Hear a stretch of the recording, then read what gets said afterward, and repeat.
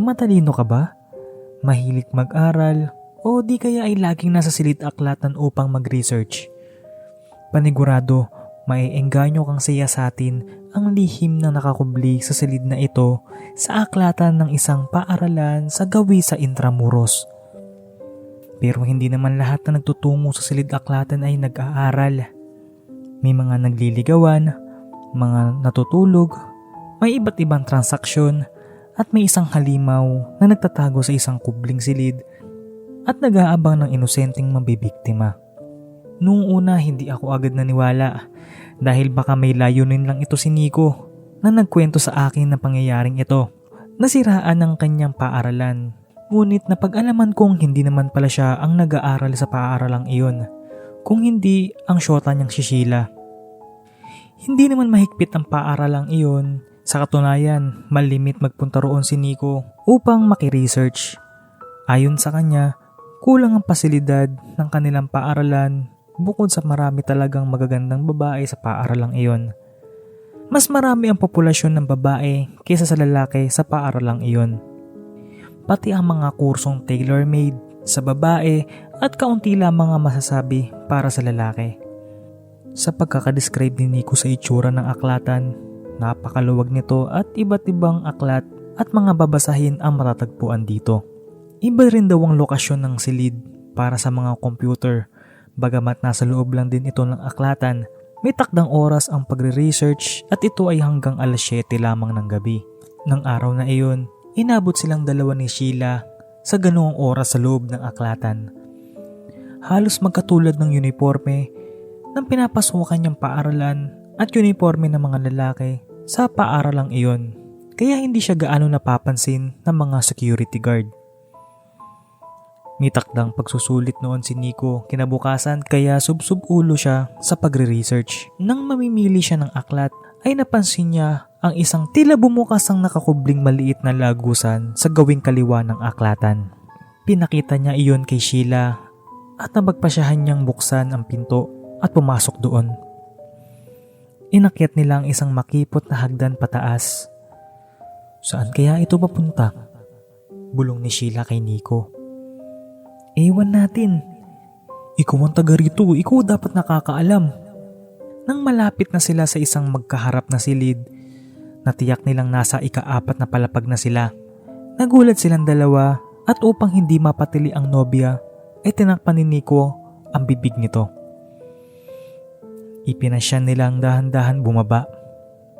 Habang bumababa si Sheila pabalik sa aklatan ay nasa likuran naman si Nico.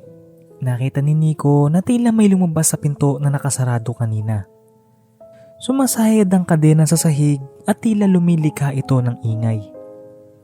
Agad silang bumaba at agad din sinarado ang pintuan ng nasabing kubling silid.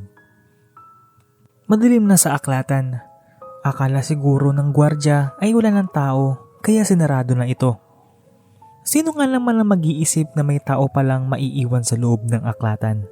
Habang pinipilit ni Nico na buksan ang pintuan upang sila ay makalabas, ang sinarado nilang kubling silid ay unting-unting bumubukas. Naririnig na nila ang tunog ng kadena na nalalaglag sa bawat baitang ng makipot na hagdan. Pilit binubuksan ni Nico ang pintuan gamit ang isang maliit na alambre buhat sa kanyang spiral notebook. Nagtagumpay siya at nakatakbo sila ng palabas ng aklatan habang kasunod nila ang hindi maaninag at hindi nila mawari kung anong klaseng nilikha na may kadenang hinihila. Madilim ang koridor at tila walang gwardyang nagroronda ng mga oras na iyon. Napadaan ng dalawa sa may terrace kung saan mamamataan ang maliit na kalsada sa labas. Kakatuwa namang walang sinumang tao o sasakyan nagdaraan sa mga oras na iyon. Sa salaysay ni Nico, isang bagong kwento ang narinig ko. Hindi ko akalain may ganoong pangyayari o may ganoong nilikha na nasabi sa paaralan. Napakataas kasi ng tingin ko sa pamantasang iyon. Naalala ko ang kwento ng isa sa mga dati kong nobya na nag-aaral din doon sa pamantasang iyon. Ang kwento niya ay may ihahalin tulad na karanasan pangyayari kay Nico. Ngunit hindi niya tinutumbok na halimaw o maaaring hindi lang niya nakita talaga kung ano ang nilalang na nakatago sa kubling silid. Ang tiyak niya lang sa akin may tinatago sa nasabing kubling silid at nakakadena ito. Baka aso lang ang nakita niya at binibiro ko pa siyang masyadong naglalaro ang kanyang imahinasyon at guni-guni. Ngunit sa kwento ni Nico ay napaisip ako. Kamakailan lang ay nagkaroon ng party sa bahay ng isa naming kapitbahay na may pinag-aaral din sa nasabing paaralan. Nagkikwentuhan ang mga magkakamag-aral sa beranda ng bahay. Tungkol ba rin ito doon sa pangyayaring iyon ang kanilang pinag-uusapan. Ayon sa isang dalagita, hindi na nakauwi ang isa nilang kamag-aral na ginabi sa aklatan. Maaari tuwing gabi ay may naghahanap ng halimaw na iyon at natsyempohan ng dalagitang naiwan.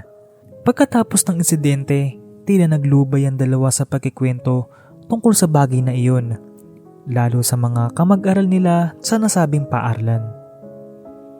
Nanahimik na rin si Nico ngunit ayon sa kanya, tuwing maaalala niya ang pangyayaring iyon, hindi niya mapipigilang manghilakbot. Hindi kaya ang nilalang na nagtatago sa kubling silid ay kaanak ng may-ari na doon itinago dahil may diferensya sa pag-iisip o may kakaibang sakit na sa halip na ipasok sa paggamutan ay doon na lamang itinago upang ligtas ang kanilang pangalan sa kahihiyan.